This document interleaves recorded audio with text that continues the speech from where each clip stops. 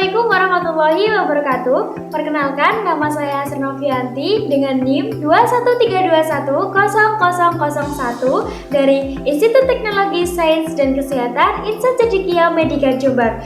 Di sini saya akan melakukan konseling terhadap keluarga Nyonya S dengan tema epilepsi. Selamat menyaksikan. Bye. Assalamualaikum warahmatullahi wabarakatuh. Waalaikumsalam warahmatullahi wabarakatuh. Perkenalkan, saya Sernovianti, mahasiswa dari Institut Teknologi Sains dan Kesehatan Insan Cendekia Medika Jombang. Di sini Ibu, saya akan melakukan konseling mengenai tentang epilepsi atau orang awam itu menyebutnya dengan kejang. Kira-kira saya membutuhkan waktu 5-10 menit. Ibu, apakah Ibu bersedia? Ya, saya bersedia. Baik, sebelum saya lanjutkan mengenai tentang apa itu epilepsi, apakah Ibu mengetahui apa pengertian dari epilepsi itu sendiri? Emangnya epilepsi itu apa? Baik, untuk epilepsi itu walaupun artinya sama dikatakan dengan kejang, tapi ada bedanya antara epilepsi dan kejang. Jadi kalau kejang itu sendiri itu biasanya ditandai dengan kakunya anggota tubuh, seperti kayak misalnya dia terjadi kejang dan matanya itu membeli kayak gitu. Kalau epilepsi itu sendiri itu suatu kondisi kelainan kelistrikan di otak yang biasanya ditandai dengan kejang berulang. Misalnya ibu mengetahui anggota keluarga ibu yang kayak menulis, tiba-tiba dia bengong, terus tiba-tiba pingsan, terus tapi itu kejadiannya berulang. Misalnya kejadiannya di jam 7 itu dia bengong, terus dia pingsan, dan kejadian itu terjadi lagi misalnya di jam 12 siang, itu bisa kemungkinan itu dikatakan dengan epilepsi. Terus epilepsi itu sendiri Ibu dibedakan menjadi 3, yaitu epilepsi idiopatik yang biasanya itu adalah gejalanya itu manual tanpa terjadi kerusakan struktural di otak. Dan itu kita menyebutnya seperti kayak faktor genetik atau faktor keturunan. Selanjutnya adalah epilepsi kriptogeni, itu adalah sekumpulan gejala epilepsi yang terjadi pada usia muda, biasanya terjadi pada anak atau di usia remaja. Dan untuk epilepsi yang ketiga yaitu epilepsi simptomatik, itu merupakan epilepsi yang paling sering kita jumpai di masyarakat atau dialami seseorang, dan itu pun terjadi kerusakan struktural otak. Nah, seperti contohnya orang yang mempunyai riwayat stroke, infeksi otak, maupun dengan tumor otak ataupun dengan pendarahan di otak. Nah, itu adalah resiko terbesar terkena epilepsi. Sampai di sini apakah Ibu ada pertanyaan?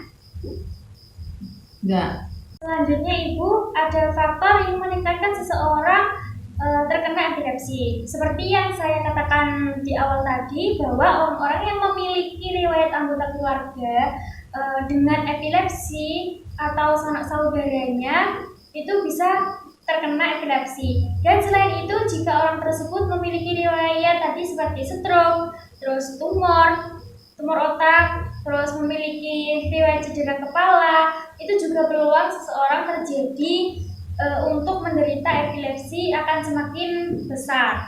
Terus selain itu, hal-hal yang meningkatkan resiko terjadinya epilepsi itu yaitu yang pertama, jika orang itu kurang tidur. Terus yang kedua, cahaya berkedip-kedip. Yang ketiga adalah kelelahan. Nah, 3 faktor ini akan meningkatkan resiko seseorang menderita epilepsi untuk mengalami serangan kejang. Apakah Ibu paham tentang apa yang saya katakan? Ya, sudah. Baik Ibu, selanjutnya di sini saya akan menjelaskan mengenai gejala tentang epilepsi. Nah, berdasarkan jenis kejang atau bangkitannya itu dibedakan menjadi 2, yaitu bangkitan umum dan bangkitan vokal. Nah, yang pertama, bangkitan umum ini biasanya ditandai dengan kejang kelonjotan di seluruh tubuh.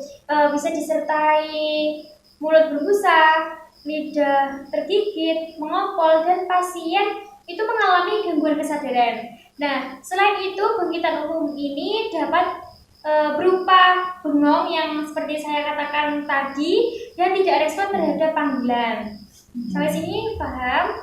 Nah, baik, selanjutnya ada bentuk kejang yang kedua, yaitu ada bangkitan vokal, yang dimana pada bangkitan vokal ini terjadi di bagian anggota tubuh saja. Misalnya kejang pada lengan ataupun pada kejang vokal ini itu pasiennya bisa tetap sadar maupun tidak sadar tergantung kondisi pasiennya. Nah, pada beberapa kasus kejang vokal itu dapat dikembangkan menjadi kejang umum yang seperti saya katakan tadi, seperti tergantung kondisinya. Terus gimana cara penanganannya? Jadi untuk penanganannya, misalnya ibu mengetahui anggota keluarga ibu yang terjadi kejang dan mempunyai riwayat epilepsi, itu yang pertama tetap tenang. Jadi apapun kondisinya itu harus tetap tenang. Dan yang kedua yaitu baringkan posisi pasien itu di tempat yang aman dan jauhkan pasien dari benda yang tajam atau benda-benda yang membahayakan dirinya. Soalnya kan kadang orang itu terjadi kejang, kadang tidak terkontrol kayak gitu. Jadi yang selanjutnya yaitu pasien diposisikan berbaring miring ke samping untuk mencegah terjadinya tersedak kayak gitu. Dan yang selanjutnya lalu longgarkan pakaian pasien yang ketat, itu terutama di area leher agar dia itu tidak tercekik kayak gitu. Terus selanjutnya jangan memasukkan benda apapun ke dalam mulut dan jangan coba menghentikan gerakan orang yang kejang. Jadi jikalau ada misalnya anggota keluarga ibu nih yang kejang, jadi jangan memasukkan meminum air putih misalkan atau mengasih makan, kayak seperti kan orang zaman dulu kalau ada orang kejang itu masa diberi kopi ya Bu ya, diberi kopi itu jangan. Jadi kalau misalnya kita beri makanan, jadi kalau kita kesel kan nanti malah membahayakan keadaannya seperti itu. Jadi intinya kalau ada orang yang kejang itu kita tetap tenang dan tetap dampingi pasien, karena sebagian besar kejang ini itu akan berhenti dengan sendirinya. Tetapi kalau jika kejangnya itu lebih dari 5 menit, itu bisa memanggil atau membawa pasiennya itu ke fasilitas kesehatan kayak gitu. Jadi kalau misalnya nih kayak dia kejangnya pertama kali, terus kejang pada ibu hamil maupun orang-orang yang mengalami cedera, itu langsung bisa dibawa ke rumah sakit kalau tidak bisa menanganinya kayak gitu. Apakah ada pertanyaan? Tidak. Baik Ibu, sampai di sini apa ada yang mau ditanyakan? Ya, ada. Apakah epilepsi itu dapat disembuhkan?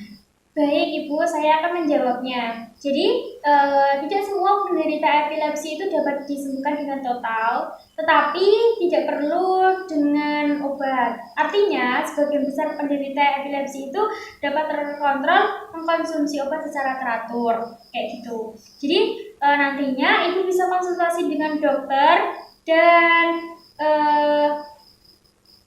kejang seperti yang sudah katakan sebelumnya itu Bu, itu dapat dicegah dengan faktor pencetusnya, menghindari kelelahan, kurang tidur, menghindari cahaya yang berkedip-kedip. Apakah ada pertanyaan lagi? Tidak. Baik, kalau begitu terima kasih atas waktunya, dan saya mohon maaf jika ada kata-kata saya yang kurang berkenan. Assalamualaikum warahmatullahi wabarakatuh. Waalaikumsalam warahmatullahi wabarakatuh.